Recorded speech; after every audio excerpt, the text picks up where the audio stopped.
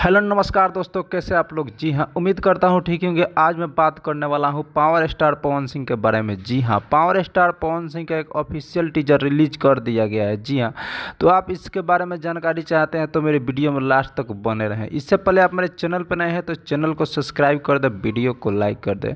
जी हाँ, तो मैं आपको बता दूँ पावर स्टार पवन सिंह का बहुत ही बवाल गाना आने वाला है बहुत ही जल्द। जी हाँ, इसका ऑफिशियल टीजर आज रिलीज किया जाएगा। जी हाँ, गाने का नाम है गोदी में लेके। जी हाँ, बहुत ही बवाल गाना होने वाला है पावर स्टार पवन सिंह का। मुझे लगता है यह गाना आते ही बवाल करेगा और ट्रेंडिंग में जाएगा। आपको क्या लगता है, यह गाना ट्रेंड में जाएगा कि नहीं जाएगा?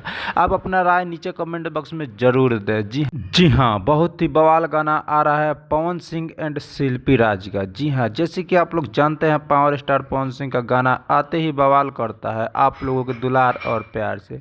जी हाँ, तो जैसे ही गाना है आप लोग दुलार और प्यार दे, गाना को ट्रेंड कराए। जी हाँ, बहुत ही बवाल गाना होने वाला है गोदी में लेके। तो आपको ये अपडेट कैसा लगा? उम्मीद है अपडेट अच्छा लगा होगा। तो मिलते हैं।